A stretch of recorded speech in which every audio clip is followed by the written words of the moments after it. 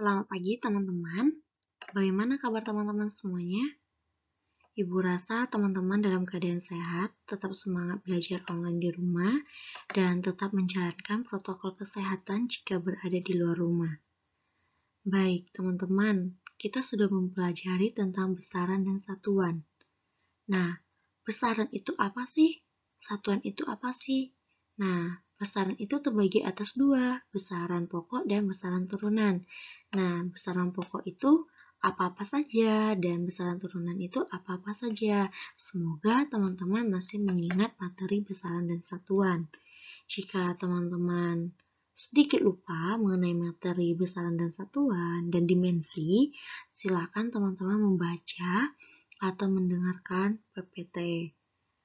Lalu, pada buku panduan juga ada penjelasan mengenai besaran dan satuan dan dimensi. Nah, sekarang kita akan membahas tentang pengukuran. Teman-teman sudah sering dong mendengar kata pengukuran. Nah, dalam kehidupan sehari-hari kita sering menggunakan alat-alat ukur dalam mengukur. Misalnya, teman-teman ingin mengukur panjang suatu meja, berarti teman-teman akan menggunakan alat ukur apa? Ketika teman-teman ingin mengukur suatu massa, teman-teman berarti menggunakan alat ukur apa? Nah, seperti itu. Jadi, kita akan membahas tentang alat-alat ukur. Pertama, kita harus mengenal pengukuran itu apa. Bagaimana sih cara pengukuran yang benar? Ketelitiannya seperti apa? Mari kita mempelajarinya. Pengukuran. Pengukuran adalah suatu proses membandingkan nilai suatu besaran dengan beberapa nilai satuan besaran tersebut yang telah ditentukan. Jadi, ketika kita ingin menggunakan suatu alat untuk mengukur, kita akan membandingkan nilai besaran dengan nilai satuannya. Jadi, hasil pengukuran dikatakan akurat jika kita menggunakan alat ukur yang tepat. Misalnya, teman-teman akan mengukur panjang meja, berarti teman-teman bisa menggunakan mistar, teman-teman bisa menggunakan roll meter, bahkan jika memungkinkan bisa menggunakan jangka sorong. Nah, tapi jangka sorong ini kan memiliki skalanya kecil, berarti lebih tepat jika kita mengukur panjang meja, kita bisa menggunakan roll meter, seperti itu. Jadi, dalam pengukuran ini memiliki atau dalam pengukuran kita akan mendapatkan nilai yang akurat jika kita menggunakan alat yang tepat. Yang tadi Ibu sudah jelaskan. Mengapa demikian? Karena setiap alat ukur memiliki skala tertentu. Maka penggunaan suatu jenis alat ukur ditentukan oleh beberapa faktor. Nah, contohnya itu seperti ketelitian hasil ukur yang diinginkan. Misalnya, kita ingin mengukur panjang meja, tetapi kita menggunakan mikrometer skrup. Nah, alhasil pengukurannya itu nilainya itu tidak akan akurat, tidak akan tepat. Seperti itu berarti pengukurannya itu disebut pengukuran yang salah atau tidak tepat, seperti itu. Lalu, ukuran besar yang diukur dan bentuk benda yang akan diukur. Kemudian, pada alat-alat ukur juga memiliki skala-skala tertentu, ketelitian-ketelitian tertentu ya teman-teman. Semakin kecil skala yang digunakan, semakin teliti hasil yang diperoleh. Nah, seperti itu. Jadi kita harus mengetahui kita mau mengukur apa, berarti kita harus menggunakan alat ukur apa, seperti itu. Mari kita membahas tentang Yang pertama, alat ukur besaran panjang. Teman-teman perhatikan gambar di samping. Ada penggaris, midline, jangka sorong, dan mikrometer skrup. Ini akan kita bahas satu persatu. Nah, yang pertama kita akan membahas tentang alat ukur besaran panjang, yaitu mistar. Mistar adalah alat ukur yang sering digunakan. Nah, teman-teman, mistar ini paling sering kita temukan dalam kehidupan sehari-hari kita. Nah, mistar memiliki skala pengukur terkecil, yaitu 1 mm. Jenis mistar, penggaris yang berbentuk lurus, berbentuk segitiga yang terbuat dari plastik atau logam, dan mistar tukang kayu. Nah, cara membaca skala yang tepat pada mistar yaitu kita harus melihat skala pada penggaris itu dengan cara posisi mata harus melihat tegak lurus dengan skala mistarnya. Kita tidak boleh meletakkan atau posisi mata kita tidak boleh miring ke kiri atau ke kanan seperti pada gambar mistar di atas. Nah, seperti itu. Jadi ada posisi salah, benar, dan salah lagi. Jadi yang benar itu di mana posisi mata tegak lurus dengan skala mistarnya, sehingga kita akan mendapat nilai yang lebih akurat dalam pengukuran. Seperti itu.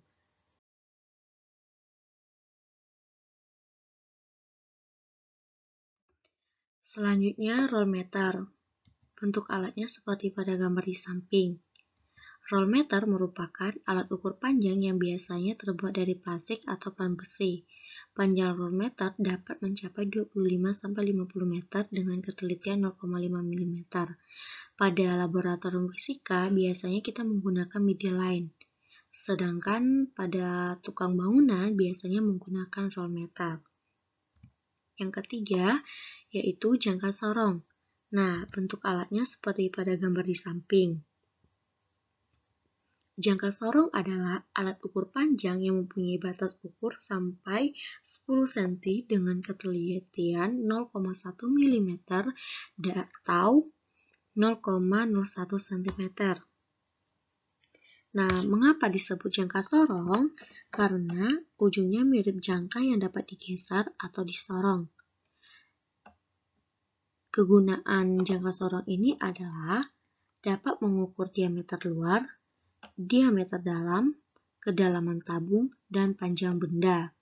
Nah, pada gambar di samping jangka sorong ini terdapat bagian-bagiannya, yaitu rahang tetap atas, rahang sorong atas, tombol pengunci itu gunanya untuk memperkuat jika suatu benda sudah tepat atau sudah pas dengan rahang sorongnya, rahang sorong bawah atau atas, sehingga kita dapat mengunci agar tidak terjadi pergeseran seperti itu. Kemudian ada skala utama, ada tangkai ukur kedalaman, skala nonius, ada rahang sorong bawah, benda yang diukur.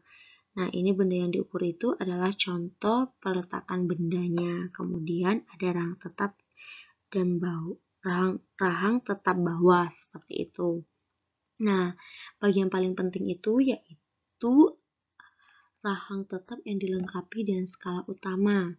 Nah, skala utama jangka sorong memiliki skala dalam sentimeter dan milimeter dengan skala terkecil 1 mm. Yang kedua, rahang geser yang dilengkapi dengan skala nonius atau skala vernier. Skala nonius ini dapat digeser-geser. Skala nonius merupakan skala yang menentukan ketelitian pengukuran, di mana panjang 10 skala nonius adalah 9 mm dan dibagi dalam 10 skala. Nah, artinya satu skala nonius, jarak antara dua garis skala nonius yang berdekatan sama dengan 0,9 mm. Sehingga kita dapat melihat atau menghitung selisih skala utama dengan skala nonius dengan cara skala terkecil skala utama itu adalah 1 mm, sedangkan skala terkecil, skala nonius adalah 0,9 mm, sehingga 1 mm dikurang 0,9 mm sama dengan 0,1 mm atau 0,01 cm. Maka, skala terkecil jangka sorong adalah 0,1 mm atau 0,01 cm. Nah, ketika teman-teman ingin mengukur suatu benda menggunakan jangka sorong, maka teman-teman harus memperhatikan hasil pengukurannya. Nah, hasil pengukuran menggunakan jangka sorong berdasarkan angka pada skala utama ditambah dengan angka yang ada di skala nonius, yang dihitung dari 0 sampai dengan garis skala nonius yang saling berhimpitan dengan skala utama. Nah, nanti kita akan melihat video cara pengukuran yang lebih jelasnya di video berikutnya. Yang keempat, ada micrometer scope. Bentuk alatnya seperti pada gambar di samping. Nah, micrometer scope merupakan alat ukur ketebalan benda yang relatif tipis. Misalnya, kertas, seng, dan karbon. Jadi, kita bisa menggunakan micrometer scope ini menggunakan benda-benda yang lebih kecil atau lebih tipis ya, teman-teman. Nah, dalam bagian-bagian mikrometer scope ini terdapat rahang putar, skala utama, skala putar, dan silinder bergerigi. Nah, skala tetap itu adalah skala tetap terbagi dalam suatu satuan milimeter. Skala ini terdapat pada laras dan terbagi menjadi 2 skala. Nah, skala atas dan skala bawah. Kemudian, skala putar atau skala nonius terdapat pada besi penutup yang dapat berputar dan dapat bergeser ke depan atau ke belakang, di mana skala terbagi menjadi 50 skala atau bagian ruas yang sama. Nah, dalam satu putaran pada skala ini menyebabkan skala utama bergeser 0,5 mm. Jadi, satu skala pada skala putar mempunyai ukuran 1/50 dikali 0,5 mm sama dengan 0,01 mm. Sehingga nilai ketelitian mikrometer scope ini adalah 0,01 mm. Untuk lebih jelas cara pengukuran menggunakan alat mikrometer scope ini akan kita lihat pada video berikutnya.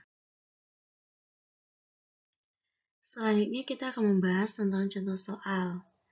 Yang pertama, sebuah balok diukur ketebalannya dengan jangka sorong. Skala yang ditunjukkan dari hasil pengukuran tampak pada gambar.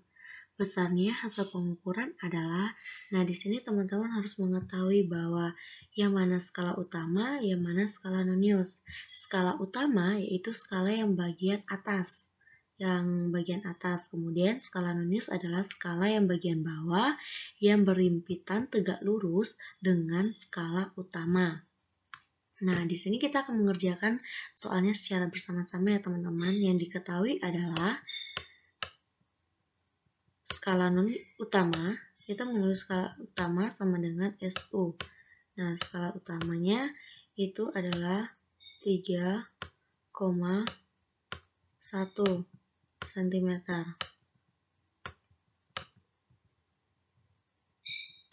Nah, kemudian skala nonius adalah skala yang berhimpitan tegak lurus dengan skala utama.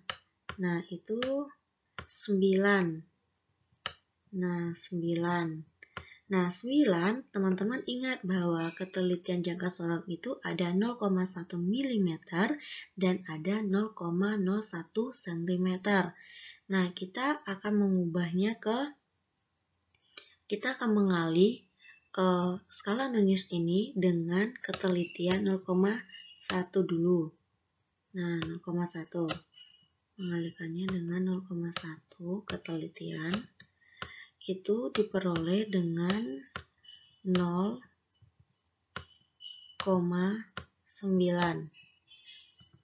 Nah, ini masih dalam milimeter. Sedangkan skala nonius kita, skala utama kita adalah 3,1 cm. Maka kita dapat mengubahnya menjadi 0,9 diubah menjadi 0,9 mm diubah ke cm. Berarti dikaliin dengan 0,09.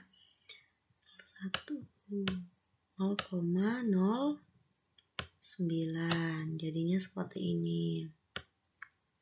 Maka kan milimeter ke sentimeter naiknya berapa? Naiknya cuma 10 toh. Nah, berarti seperti ini. Jadi, skala nonius yang kita peroleh adalah 0,09 cm.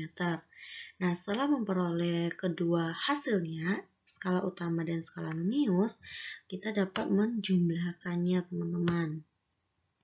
Skala utama ditambah dengan skala nonius. Skala nonius sama dengan 3,1 cm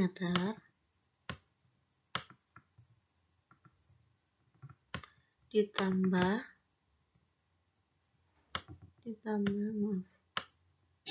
dengan 0,09 cm.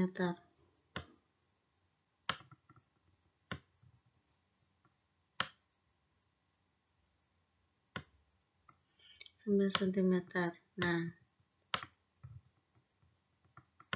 kemudian ini hasilnya diperoleh 3,19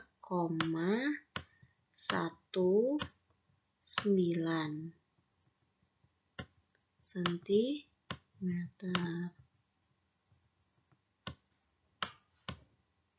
Nah, maka dalam pengukuran kali ini kita memperoleh besaran hasil pengukurannya yaitu 3,19 cm atau 3,19 cm. Jika teman-teman ingin mengukurnya menggunakan satuan milimeter, berarti SU-nya akan diubah ke milimeter, sedangkan SN-nya diubah ke milimeter, maka satuan akhirnya diperoleh milimeter. Seperti itu ya teman-teman.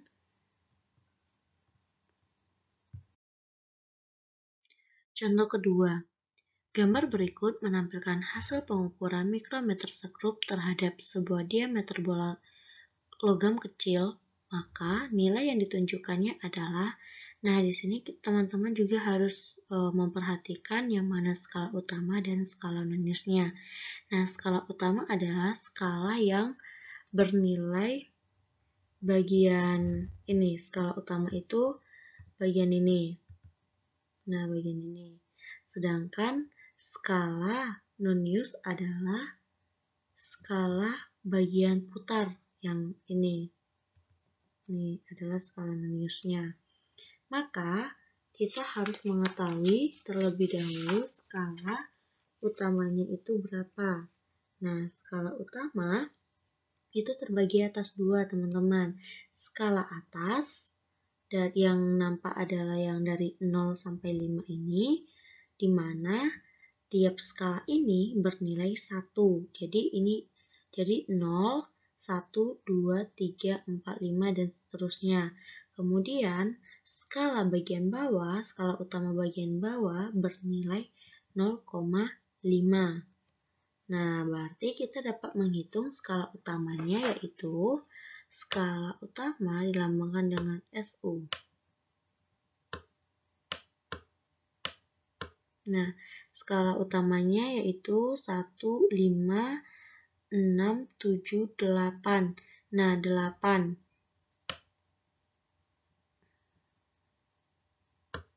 Nah, teman-teman perhatikan bahwa skala bagian bawah ini ternyata masih ada satu skala kecil. Nah, satu garis berarti skala utama bernilai 8,5.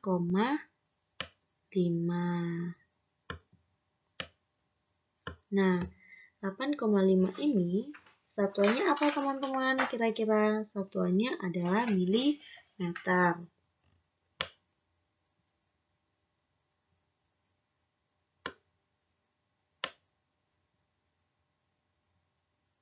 Nah, kemudian kita juga mencari nilai skala noniusnya. Skala nonius terdapat pada skala yang berputar. Nah, skala noniusnya itu skala yang saling berimpitan tepat dengan garis mendatar skala utamanya. Nah, berarti yang berimpitan itu yang ini ya teman-teman ya, yang ke-12. Nah, nampak nggak? Nih, ada 10, 11, 12. Berarti skalanya adalah nilai skala nonius itu adalah 12. Nah, jangan lupa mengalihkan dengan ketelitian mikrometerskop. Berapa? Kita mengalihkan dengan ketelitian 0,01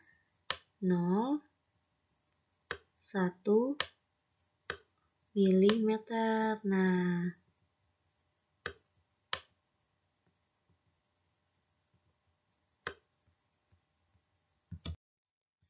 sehingga kita memperoleh nilainya 0,12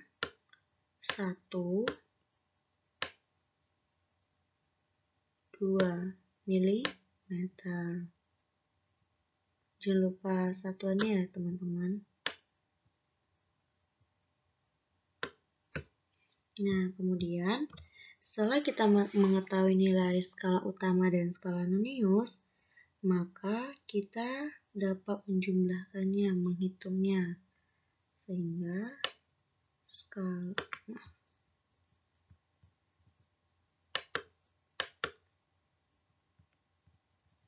maka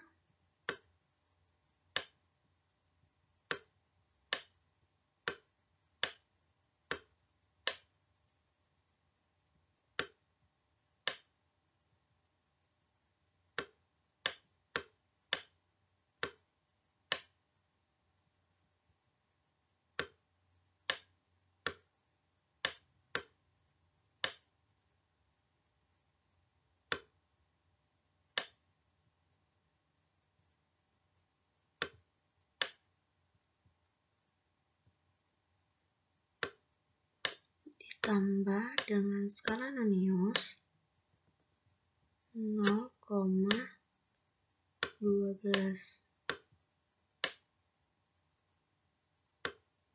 milimeter.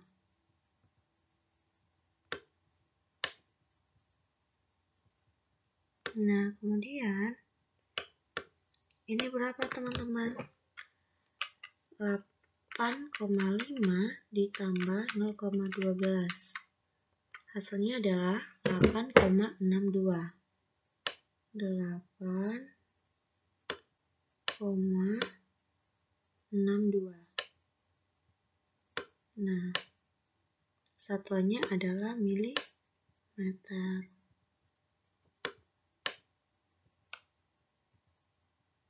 Nah, sehingga pengukuran atau nilai yang ditunjukkan oleh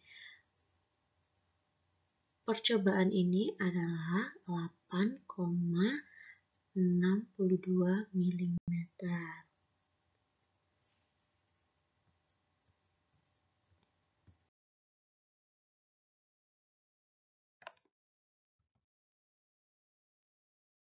Alat ukur besaran massa. Nah, perhatikan pada gambar di samping terdapat gambar-gambar alat-alat ukur besaran massa. Nah, yang pertama kita akan membahas tentang neraca Ohaus. Neraca ini untuk mengukur massa benda atau logam. dengan ketelitian 0,1 gram. Yang kedua, neraca analitik 2 lengan mengukur massa benda seperti emas, batu, kristal benda dengan ketelitian 0,1 gram. Yang ketiga, neraca digital. Massa benda diukur menggunakan neraca digital di mana hasilnya dapat dibaca langsung atau ditunjukkan pada layarnya.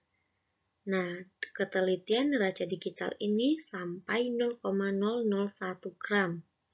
Yang keempat, neraca lengan gantung. Nah, neraca lengan gantung ini untuk menentukan massa benda menggunakan neraca gantung dengan cara menggeser beban pemberat di sepanjang batang. Nah, dalam kehidupan sehari-hari, biasanya kita menemukan atau sering melihat timbangan beban. Nah, biasanya kita melihat timbangan beban, kemudian timbangan digital yang di pasaran ada beberapa toko-toko menggunakan timbangan digital. Nah, itu adalah salah satu alat ukur besaran massa. Berikutnya adalah alat ukur besaran waktu. Coba teman-teman lihat pada gambar di samping terdapat beberapa alat ukur besaran waktu.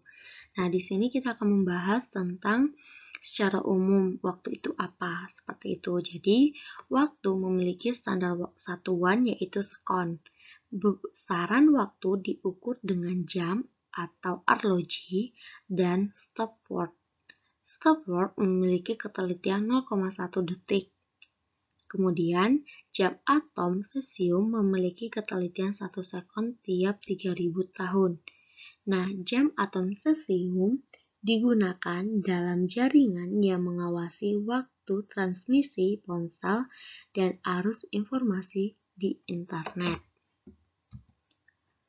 Berikutnya, alat ukur besaran kuat arus. Nah, gambarnya atau bentuk alatnya seperti pada gambar di samping. Alat ukur besaran kuat arus ini untuk mengukur kuat arus listrik yang disebut ampermeter.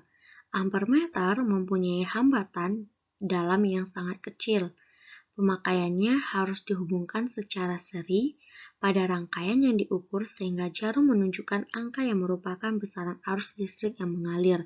Jadi ketika kita mempersatukan atau merangkai suatu rangkaian yang akan kita ukur arusnya, maka alat ini akan mendeteksi langsung nilai arusnya. Misalnya kita menggunakan home, nah itu bisa diatur secara otomatis pada alatnya ya teman-teman. Membahas tentang alat ukur besaran suhu.